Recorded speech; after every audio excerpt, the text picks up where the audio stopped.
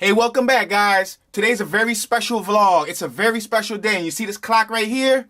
This clock holds significant value. In order for you to understand what this clock means to me, I'm gonna have to take you on a trip to memory lane. So come and take a ride with me. You know how they say at the corner stores where it all started? This is literally where it all started, yo. I'm gonna put y'all D. I might need to talk loud because there's a lot of noise going on out here, and I'm on the selfie stick on the cell phone. But I'm gonna try to fill y'all in on the story and how it all started, right? Check this out. I remember being about 17 years old. Yeah, I was like 17 years old. And I was going to high school, right? I was a young boy. I was about to graduate. It was probably like February. I don't even remember to be exact. But it was like February. And it was about 3 months until graduation. This is Front Street in Philadelphia, PA. This is one of the main roads we used to travel. Well, this is one of the roads I used to travel every day to head to school. I had one of my homies with me, and I had my cousin with me. I had a little cousin with me that lived in New Jersey. He was like, you know, a little soft. You know, he was a young boy. He was like 11 at the time. He was probably like 11, 12. Let me tell you how I went with him and my homie. My homie's name was Sano. Yeah, my homie's name was Sano. We called him Sano because he was insane. Yeah, y'all. Me and my cousin and my homie Sano, we had went to my school because we were supposed to go drop off some money for the yearbook. You know, it was graduation right around the corner. So we went to school, not a problem. We dropped off a little bit of bread. Everything went according to plan, right? Now, where it all started at was me and my man and my cousin, we was walking probably like, we was coming from over here. And we was walking by this store right here. You see the store? And there was a truck parked right here. There was a truck. It was probably like a Chevy Tahoe. I'm not sure. It was like a 1998, 1997. It was an old John. One thing I remember was that it was green. We was walking, right? We was walking probably like right here. And let me pretend like I'm walking, right? So we was walking, the store's right there. The store at the time, it was open. As you can see now, it's like a hardware store. At the time, this was a corner store, like a regular bodega, you know what I mean? So, right, we was walking, and as we was walking, my man, my homie Sano, the insane boy, he was like, yo, Toon, you still got your knife on you? And at the time, I was a young boy, yeah, you know what I mean? We was young boys, so we had a, you know what I mean, walk around with a little, you know what I mean, with a little shank. So I was walking around with my shank, and we was walking down here, and let me tell you how, remember that green truck that I mentioned earlier? My homie Sano said, yo, this is his truck. I said, what? Yo, this is his truck. Let me see your shank. So I'm like, all right, like, I didn't even think nothing of it. I handed my homie the shank. My homie said, boom, popped the tire, bro. Bro, the tire blew up. That joint sounded like somebody let out helium from like a giant balloon. That joint said, and then it just made so much noise. There was like neighbors, like right there. Thank you, neighbors. Thank you for putting me in so much drama. When we heard that pop, listen, let me tell you, it happened so fast. I passed him my knife. Remember, I had my little cousin with me. I passed him my knife. Within seconds of me passing him my knife, boy, my man took that joint and said, and popped the bull tire. Yo, when I heard that, let me tell you how we all started running. I was out. Yo, Toon was on track team. Toon was out. Listen, I was gone, bro. I was out. Let me tell you how I got away. And let me tell you how my man got away. We got all the way to the hood. Like, we got all the way home. We got away from the store. Guess who got caught? Yeah, you probably guessed it already. My little cousin. My little cousin was running. He was running like up this block. And what he told me was, he said that there was somebody, let me see, there was somebody right there in one of them houses that they jumped out. And when they saw all of that happening, they grabbed him and they took him in the house. Now at the time, I didn't know that. I'm like, yo, my little cousin came from New Jersey to visit me and chill with his big cousin, and I got him in trouble. I gotta go figure out where he's at because he don't know nothing about Philly, let alone know how to get back home. He was only 11. So me and my man made it home. And I'm like, yo, Santa, we gotta go check on my cousin, dog. So we went all the way back. We came back here. Yeah, we came back to the crime scene, yo. Let me tell you how we came back here. And we was probably like standing like right over there. I don't know what you're talking about, bro. He came over and asked me some, I don't know, some like gibberish. I don't know if he thought I had drugs or something, but I don't know. Do drug dealers wear this mask right here? You feel me? But anyway, yo, I was probably like right over there. You see where the boy who just asked me for drugs ran to? I was probably right over there. Me and my homie was over there. And when we was over there, know who you're talking about. So, yo.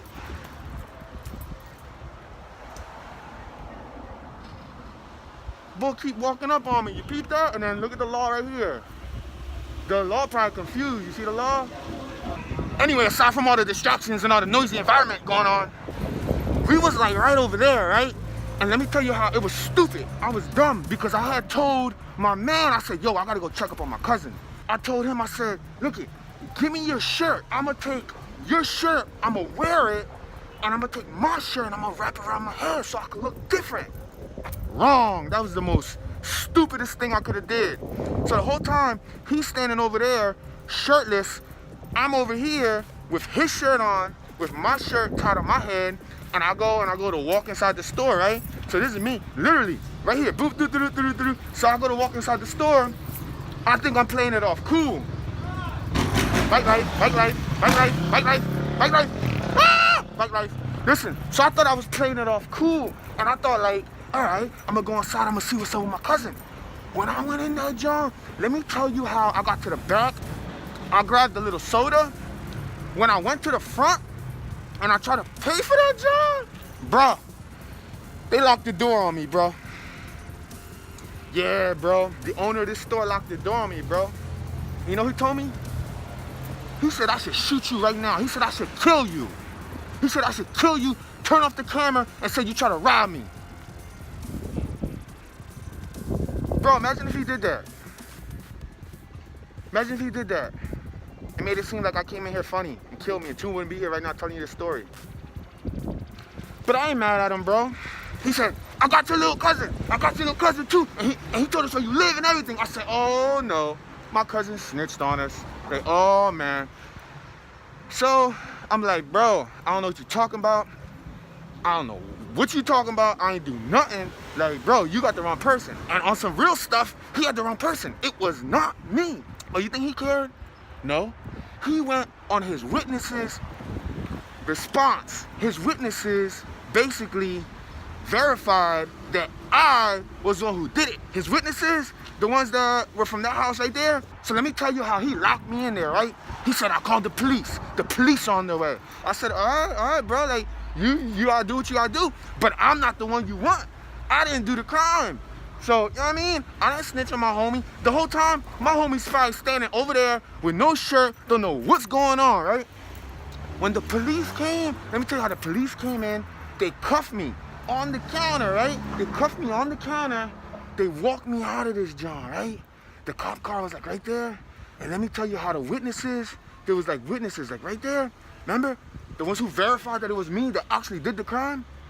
When I was coming out in cuffs, like I was like, you know what I mean? Picture me coming out in cuffs and all that, like with my head down. And I was about to get put into the car. The cop asked the witnesses, is this him? And you know what they said? Yeah, that's him. He's the one that stabbed the tire. I said, what? But like, I couldn't really, debate about it there. It's their word against mine. I was a minor. I was a minority. It's bad enough that they had my cousin, which who knows what he said. So at this point, I just had to go with the flow and take it to the chin. Like my man was probably over there watching me get booked. And I ain't say nothing, bro. I ain't say nothing. I ain't dropped no dimes, no nothing, bro. I got booked. I went up to the 25th, 26th with my little cousin, yo. My little cousin got booked with me the very first time. It's sad, bro. My little cousin got booked with me. And I guess you would say because of me, because I was the one who handed him the knife. Like if I am a firearm owner and I hand my firearm over to someone else and that firearm, that burner is registered to me, I'm held responsible, not dumb. So in this case, I guess it makes sense that I got booked for passing my man the knife. However, the actions were his own actions. But the story just doesn't end there. Because I got locked up. Yeah, I was locked up with my little cousin, you know what I mean? Matter of fact, let me show you where I got locked up at. All right, guys. So these very same steps are the steps I came down over 12, maybe 13 years ago, y'all. Yeah, I was 17 years old, yo. 17 years old. And I was set up for failure, yo. I remember my cousin being locked up in the cell next to me, and he's like 11 years old, and around that time, Akon had came out, and Akon had a song called I'm Locked Up, and he was like, I'm locked up, they won't let me out. they won't let me out. And I'm in the cell next to him, and I'm like, why is this kid 11 years old singing Akon? But yeah, yo, that's a true story, yo. Like, the system was ready to eat me up, spit me out, and chew me up alive. But to be honest, that was one of the best things that ever happened to me. All right, guys, so this is the point of the story where I had to go to court. Obviously, I didn't have no money. I was a young minority growing up in poverty. Didn't have no money for lawyers, for court, for none of that. I was only 17. Not to mention, I pled guilty. I took the deal. I took the plea deal. I was young, dumb, and stupid. I took the plea deal. I figured I didn't have a long criminal history, so why not? So in order for me to get the record expunged, I had to do community service. I had to volunteer X amount of hours of community service at a local school, nonprofit, or church. Well, I decided to visit my local library. I figured like, hey, that's a nonprofit, right? So one thing led to another. I visited the local library. I explained to the manager what was happening. I told her. She understood. She decided to give me a try. She allowed me to do community service in her library until I got the hours that I needed completed. In the library, I was pretty much working with teenagers. Well, after completing my time there at community service, my case was expunged. I completed my hours, but guess what? I did such a great job at community service, the manager wanted to hire me. Yeah, y'all, she wanted to hire me for the city of Philadelphia. I had literally just turned 18 and I got a job for the city of Philadelphia because of my community service. So after doing community service, I got the job. I worked for a few months at the library, and guess what?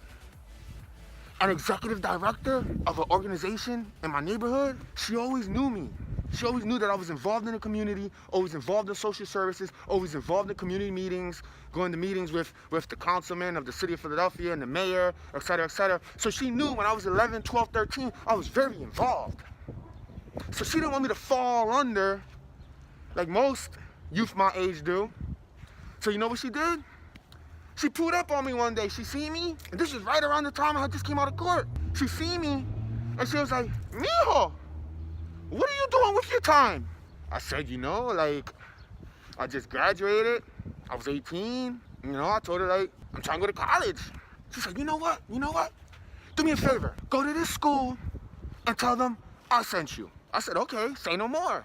She basically forwarded me to this school with a position that was open, a position that was available. So I said, oh, say no more. I took it. I went to the interview, and guess what, guys? Mr. Toon, ToonographyEntertainment, was working with kids. Now, let me tell you how the very first week here, I didn't have no training. No child education classes, no child welfare classes, no first aid classes. The first week I started here, I had nothing. It was literally like July 2nd I did the interview, and like a day or two later, I think the day after July 4th, July 5th, summer camp started. And let me tell you how the first week on the trip, we got into a bus accident. Hey, yo, I was told to sign a non-disclosure agreement.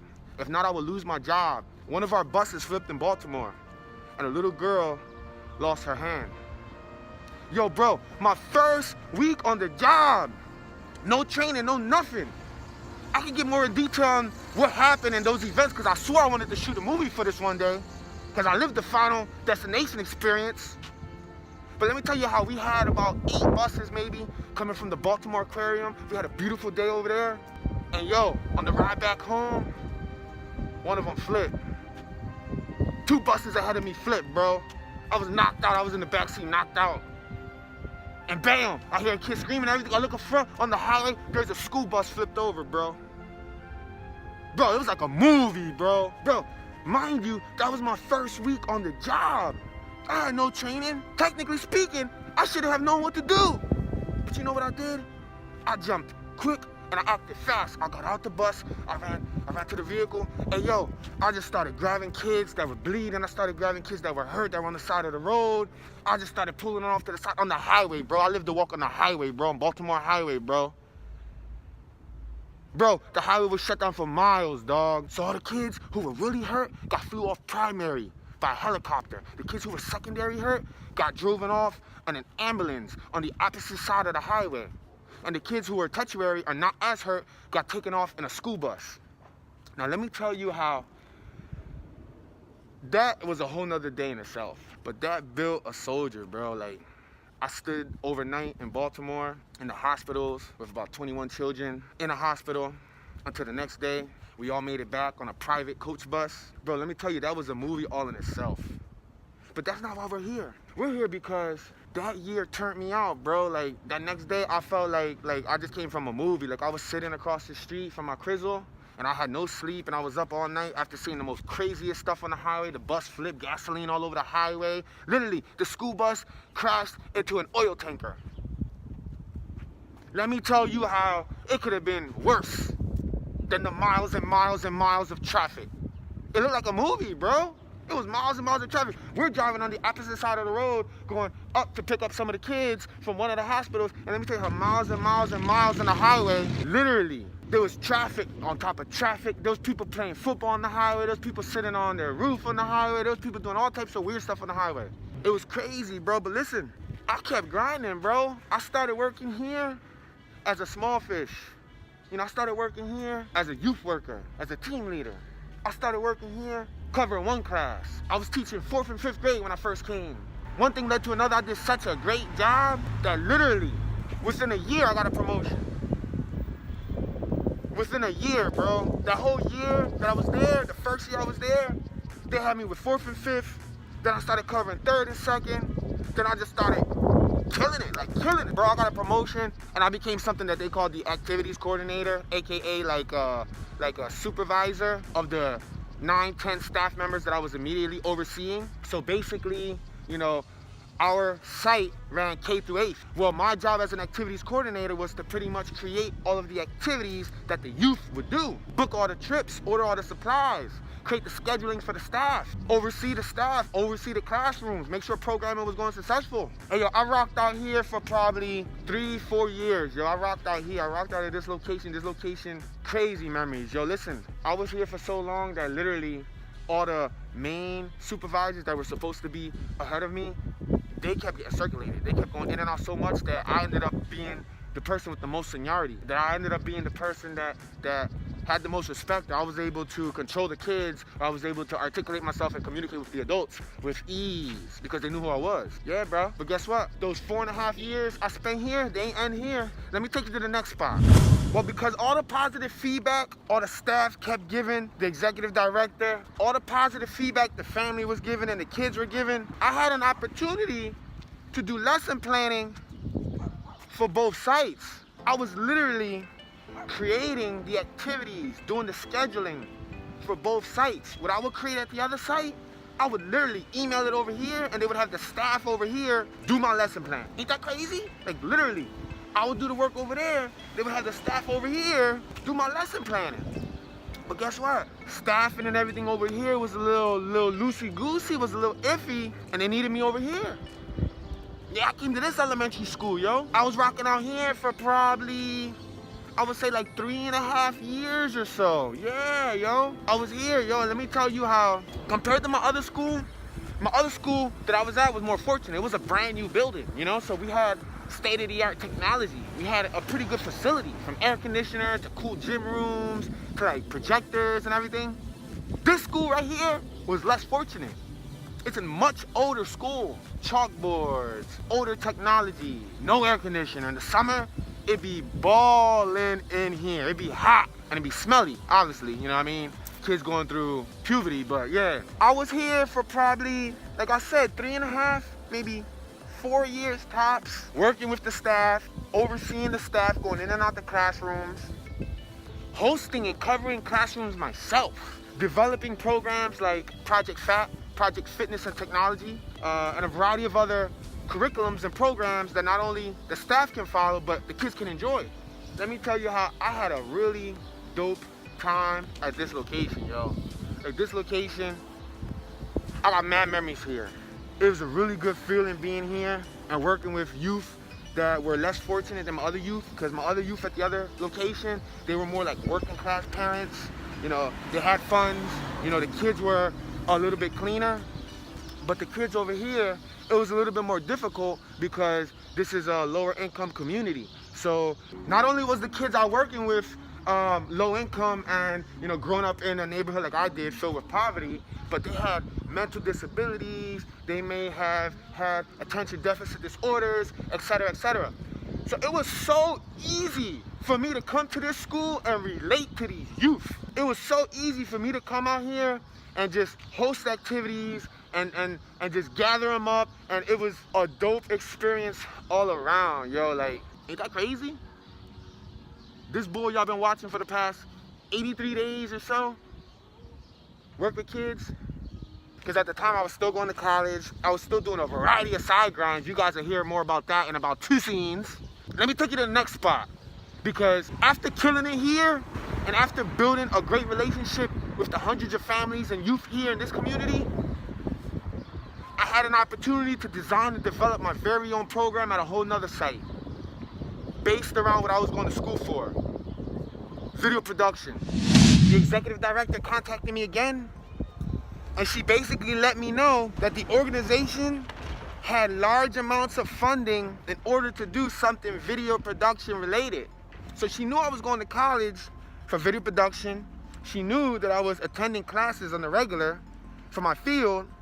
So she wanted to incorporate me somehow in the organization and with the youth, but something where I felt comfortable at. So I said, okay, say no more. This sounds more like, you know, now it sounds like we're talking. So she said, how about you design a curriculum or a program about video production or filmmaking?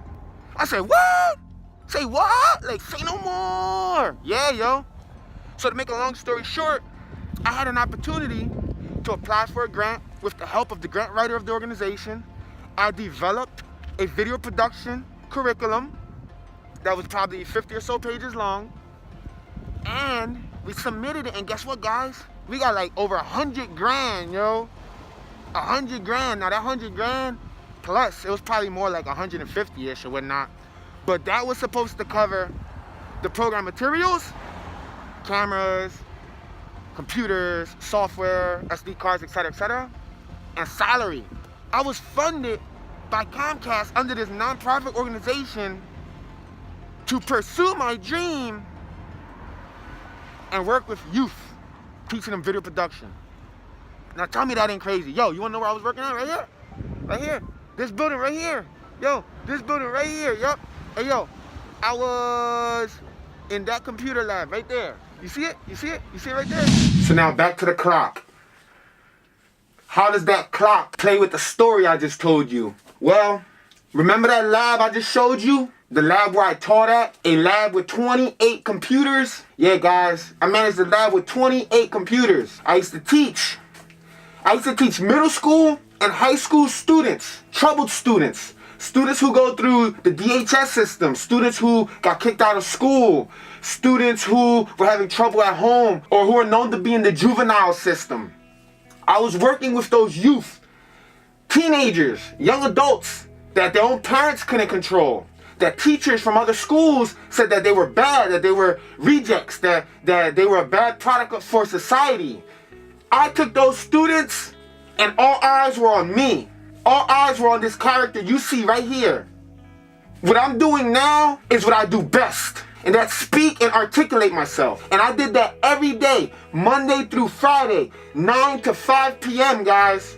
The middle school and high school troubled youth that I worked with and taught video production, I took those students, a class of, let's say, 15 through 25 students from all different walks of life, different genders, different ages, ranging from 15 to sometimes 19, 20. I took those youth and I would use their strengths. If they were good at writing, I would have them be my writers. If they were good at drawing, I would have them be the storyboard artists. If they were good at acting or they were comfortable in front of the camera, I would have them be the actors. If they were good at, let's say, camera operating, I would have them on A-cam, B-cam, or C-cam. I would also have a young assistant director. I would have the class create the idea, shoot the idea. I would basically direct and oversee because I understood where the end goal should be. After every session, each group I worked with took home a DVD, and we had a little graduation ceremony acknowledging the fact that they completed my program. They got a little certificate and they got a DVD to take home. For the maybe 2.5 years that I managed that program and ran that program, we did over 22 short films that were all youth-led.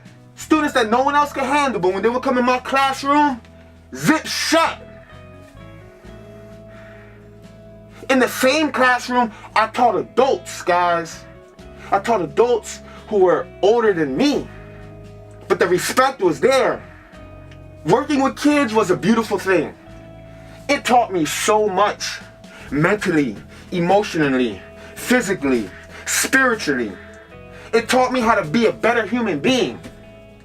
However, when you're working in a nonprofit organization, or for a nonprofit organization, or if you're working in the education system, the income doesn't match up. So I was going to work Monday through Friday, 9 to 5, with probably 23 days vacation, couple sick days, little medical and dental benefits.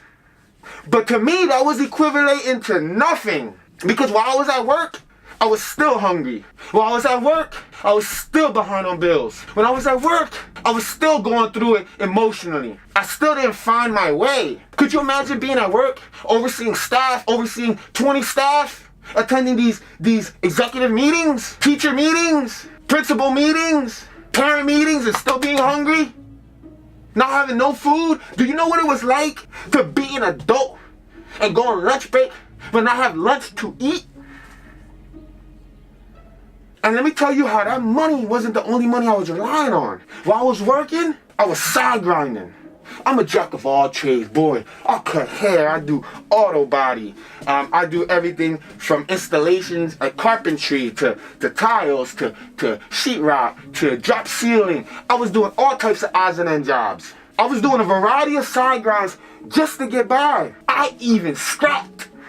For those of y'all who don't know what scrapping is, I even scrapped, bro. I recycled metal while I was working. Before and after those meetings with the parents. After going to those meetings in Center City. After taking off the tie. Hats and all. I would go to the meetings like this. Senior folk. Folk with white hair looking at me like, bruh?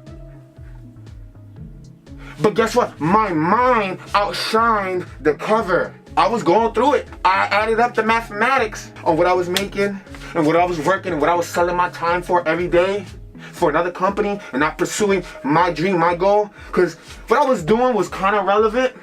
What I was doing was video production. I was literally creating projects with the youth. But that's not where I wanted to end at. That wasn't the end all do all. I knew in my heart I wanted to be a business owner, an entrepreneur. I wanted to create. I wanted to change the world. So I gambled. I thought about it. Originally I said, Toon. I was probably like 26. I said, Toon, by the time you get 30, bro, you gotta skirt. Leave the workforce, bro. Save up enough bread, leave the workforce at 30. Yeah, right.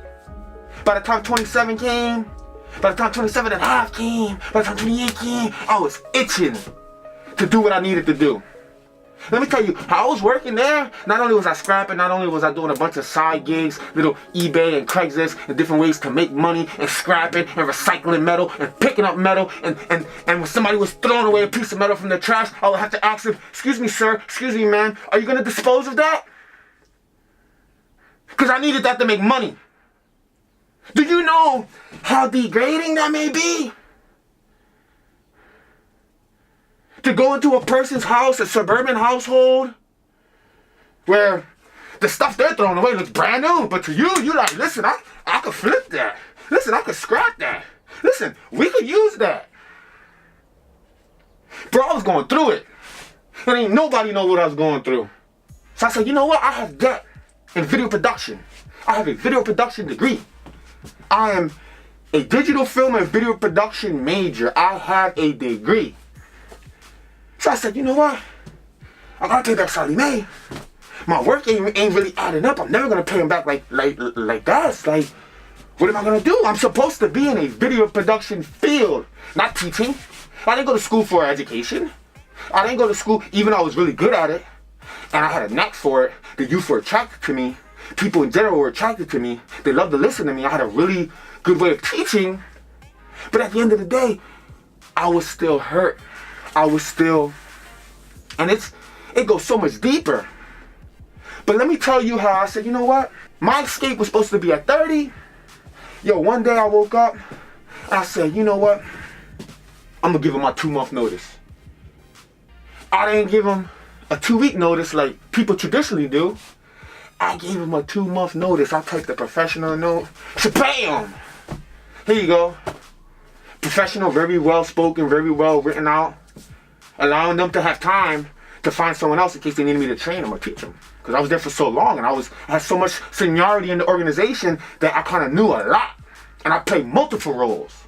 I played several different roles for the same salary and the same pay rate I was getting paid.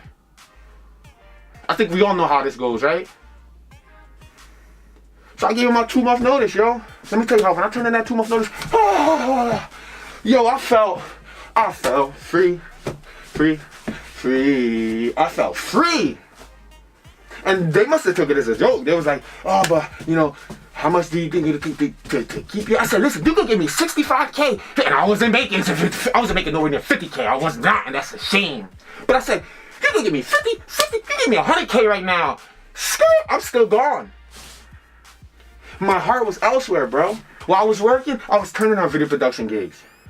You don't know how hard it was Monday through Friday working with kids, trying to multitask, balance your life, trying to balance all these other little side gigs, and still trying to do video production. There's only 4 weekends in a month, only 4 Saturdays, 4 Sundays. You know how fast that goes? Even if you happen to get blessed enough to book all 4, do you know how fast that goes? I remember some weeks, I worked Monday through Friday, I would book on Friday, music video. I would book on Saturday, music video. I would book on Sunday, music video. Monday, repeat the same cycle all over again. There were plenty of gigs, weddings, music videos, promotion videos, paid gigs I could not take because the time that these people needed me to shoot their project, I was at work. I was at work getting paid X amount of dollars an hour when I could be making. I lost so much growth, so much opportunity, so much potential to grow while other cinematographers, videographers, directors, creative gurus were growing and expanding their portfolio. I was teaching. I was putting a ripple effect in the universe. I didn't get a chance to build myself until I took that leap of faith and said, you know what, bro? Bro, you're going to be hungry. Bro, you're going to be hungry. Be hungry on your own, bro. You're going to be behind bills. So what? You're going to die. Who cares? I ain't taking none of this with me. This is going to go in my museum, brother. You know, tonight you're going to have a museum. It's my story, bro. So I left, bro. The day I left, let me tell you how I felt. I felt maximum freedom. I'm telling you, the day I left work was today, 3 years ago. March 26, 2015. Happy birthday, Rafija Ciano. Yeah, you thought I forgot, right, G? Nah, the day I left work, an artist I worked with, Rafija Ciano, it was his birthday, and he was really proud of me. I left, bro. I left, and let me tell you, the day I walked out of the building, I remember looking up, and I seen that big blimp with an eye. That blimp with an eye, I was like, whoa, whoa, I felt like, bro, dude, like, this is all meant to be, like, dude, it's watching me, like, dude. I got into my vehicle. Let me tell you how when I got into the vehicle, when I was leaving work, my last day, I got in, I sat down, a bird came, flew on the window, and said, tweet it, tweet it, tweet it, tweet it, tweet. Tweet it, tweet it, tweet it, tweet it, tweet. Right in front of me, like, right there, like, the windshield's right here, and he's on the windshield, just looking at me, like, tweet, tweet, tweet, tweet, tweet, tweet, tweet. So interactive and so engaged, and I'm like, this is the universe telling me I'm free, and it was setting me free. Animals were attracted to me. I felt so alive. I felt so vivid. Now, it took me about 6 months. 6 months. When I left work in the middle of the year. I took about a 6 month.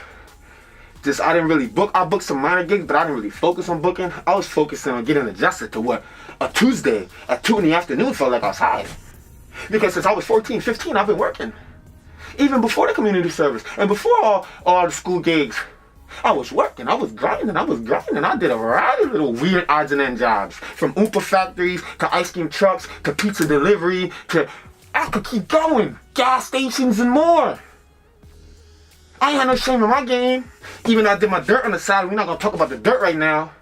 Because, you know, those grinds went all across the board. I was grinding.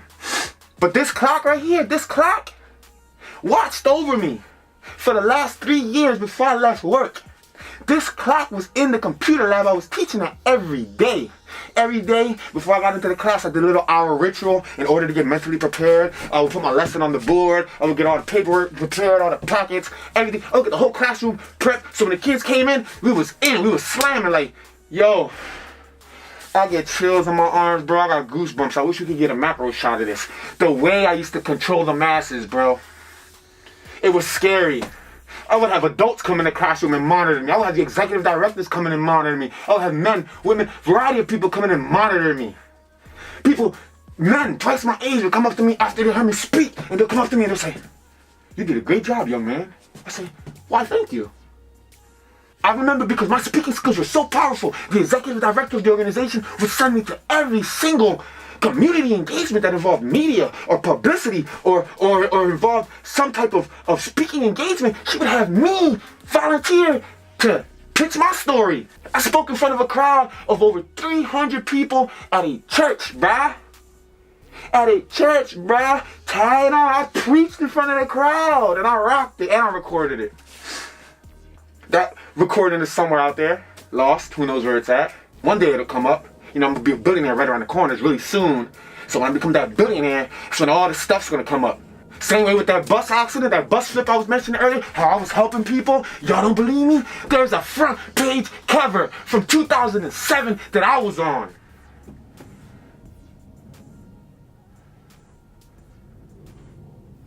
On the cover, you see me on the highway with little curls, little Jerry curls, and I was a young boy, a little pudgy, meat-eating young boy. I'm vegan now. I was a little pudgy, meat-eating young boy, and I was on the highway, no experience, no training at all, going in action. And they got a picture of me from above with the bus flipped over on the highway, and all the kids, all the staff, everything. A lot of the staff that was there before me was like, running around like hellish chickens. I snapped into action, bro. Listen, I love working with youth. There's nothing wrong with youth. There's nothing wrong with your kids. Your kids need love, attention, and care. The child mind is so precious. The first 5 years are the most important years of its life because it will make or break the habits in its life. I can meet anyone, bro. Male, female, young, old, and I can speak to them without a problem. Even though I have a speech impediment. I know people say, but I don't hear it, Toon. I don't hear it. That's why it's called editing, bro. I make sure to do my best to edit it out. But listen, I ain't even worried about that. I've been grinding since, yo. I've been grinding. I've been trying to do my best to get by, to continue, to grow my skill, build the portfolio. I was smart enough before I left to invest my little bit of funds that I was making, aside from paying bills and everything. I made sure to invest in equipment. So all the equipment you see me with ain't come overnight. Took years and years of gathering and years of collection and years of hustling and years of smart moves in order to get what I have, which is nothing compared to a LA company. They're like, look at his list. But I'm trying, brothers. Listen, if I was a rapper, I would be mean because my body language is crazy. If I was an actor, my vocal projection and the way I articulate myself is what you need on set for an actor. The reason why I'm so professional is because of my background. So if you ever talk to me in my video production business when I'm ToonographyEntertainment, just understand I came from many years of management. Not only was I managing adults and youth and children and programs of over 200 students, but my pop was a manager majority of his career. So the discipline comes from way back.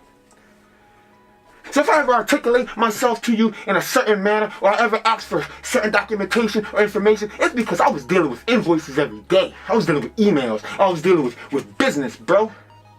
I don't like to pick up phone calls now. Forget the phone call. I was picking up the phone every day, brother. Appointments, scheduling, helping out strangers. I'm gonna wrap this story up with two good people. Two quick stories, two good people. I remember a little young brother, I can say his name. When I met him, he was probably like 7, 8. He was probably like a 3rd grader. I worked with K through 12, so let's keep that in mind. I worked with K through 12 and I worked with adults. But this kid, at the time when I met him, he was probably like in 3rd grade. And I remember He told me one day, he was like, I don't eat at home. I'm hungry. My mom locks me outside. She don't give me food. Bro, that broke my heart, bro. He didn't eat. And I know what it feels like to be hungry, bro. I was at work hungry. Bro, tell me how every time when he used to skirt, I used to make sure, yo, see me before you leave, dog. He used to see me. I used to go to lunchroom and I used to take 2 or 3 little snacks and stuff them in his book bag. Ain't nobody know. I used to be like, yo, take that jar home, dog. Take one for you, your sister. Make sure you eat. 4th grade, I saw him. 5th grade, I saw him. 6th grade, I saw him. All those 3-4 years, he knew to come up to me before he left to get some food. And if I wasn't there, he would come up to somebody who knew me, who was immediate, who understood the situation. Which is probably 1 or 2 other people.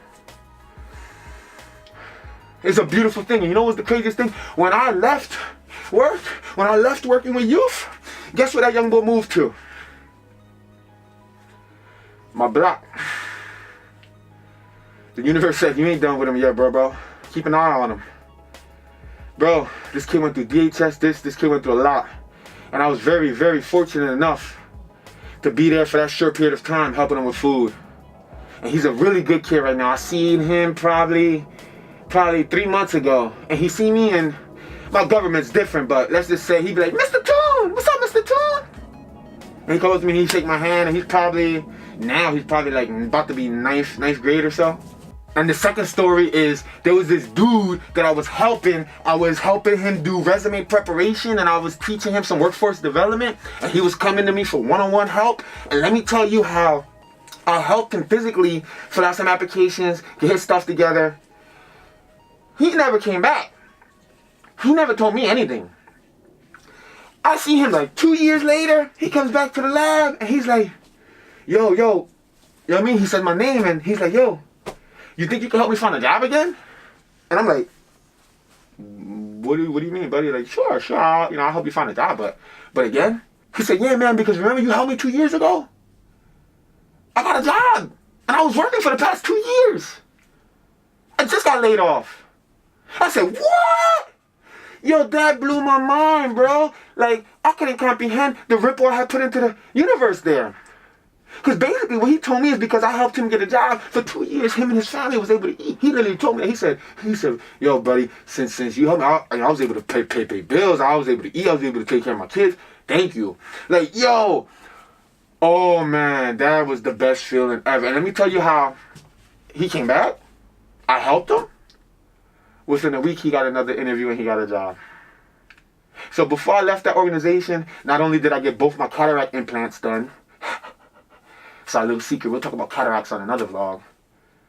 But I also changed multiple lives. And what's worth more to you? Money or changing lives? And he remembers me, bro. Like yo, I can't tell you how many kids remember me. Listen, I don't want to be known. I've been known for everything from the dude with the crazy color contacts, red eyes, white eyes, yellow eyes. I've been known as the dude with the orange car, the crazy cars. I've been known as the dude with all types of crazy. I don't need to be known. Listen, I have hundreds of adults and community members and kids in the neighborhood that know me as Mr. We're going to just say Toon right now. You see, because being from the street, but working with kids and having an education and trying to balance your personal life is a little tricky, considering I'm from the streets. So I had to be careful what I did on the streets, what type of stuff I got into before I went back at work and I sat at that desk and I got my lesson plan ready for the next day. Bro, I worked with staff. I ain't like managing staff. Let me tell you, they were paying me to manage people who were paid to work and I didn't like it. So for those of you who think it's something personal, bro, I am very meticulous. I am very mindful. I pay attention to a variety of things. I read body language. I read eyes. I read energy. And when the day comes when I got my billions and I got my factory and I'm traveling all across the world. I'm going to Europe, Dubai, Mexico. I'm all over and I'm shooting and I'm doing movies because I will do movies. Pay attention. The movie about my life is gonna be crazy. I realized this the other day. I said, bro, you working on a masterpiece this year. You are a person who's so incognito, silent, and so dormant, and people didn't even know you until you decided to just come to life. And now you're sharing your story with the world, and the craziest thing is, by the end of this year, I'm gonna have 365 days that can go to the movie about my life. You guys only get spoon-fed little bits and pieces. I most surely went over today's topic very quick and brief, because I don't want to hold you up forever. I don't want to hold me up forever. I still gotta edit this, so just imagine. But if we ever bang one-on-one one day and we ever chat, I'll get it in. I talk, so I don't bite my tongue. I'm not afraid to disclose any information. Like, you know what I mean? At the end of the day, guys, I don't regret it. You know, I still got kids I worked with when they were in kindergarten, first, second grade. They're 18, 19 now. Some kids got kids before me. I got my kids that I had when they were in second, third grade. I call them my kids, yeah. Every day I had 150, 200 kids that were my own. Or if they were in my classroom, I had 25 kids that were my own. I treat them like they were my own. But I see some of my kids, some of my young gentlemen, and some of my young ladies. Yo, they tatted up, or like they got kids and babies, or they driving, or they working, or they in college. It's the most beautiful thing. So listen, I may have missed out on a lot of time doing my video production stuff, but listen, I told myself I was gonna be a millionaire by 30. I told myself that. And guess what? The Eveningland is in about 2 months. My big B day. And guess what? I think I made more than $1 million. What I made in here, there isn't another cinematographer, director, any creative person that has went through the pain, drama, stress, depression, confusion, Confucius, pain I went through. You see me with a smile. I stay with a smile. Clowns tend to stay with smiles. But there's usually a lot more pain inside. You know what I mean? Never ever judge the book by the cover. Never. What you're going through and what I'm going through are two separate things, Papa. Just know that. The things that you're going through and I'm going through, we fighting two different battles. But I promise you, your children will be watching my movie one day. I promise you, your wife will be watching my movie one day. I promise you. Who knows, your grandkids might even be working for my enterprise. I'm an equal opportunity employer. As long as they're very disciplined and understand rules and regulations, they got a job, bye-bye. Listen, man. That's a little bit about my story, man. It's been really hard for me to be as dense and as simplified as I've been the past 82, 83 days, knowing the background I came from, which is from the streets with a little bit of knowledge. That's the craziest part. I'm still from the streets. I'm no different from you. I'm imperfect. I'm so flawed and messed up, you don't even know. You don't know the whole story yet. Just wait. Just wait till that big feature film comes out. At the end of the day, no one ever said getting locked up was a bad thing.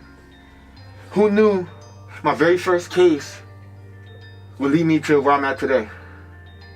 I wanted to go straight into the work field.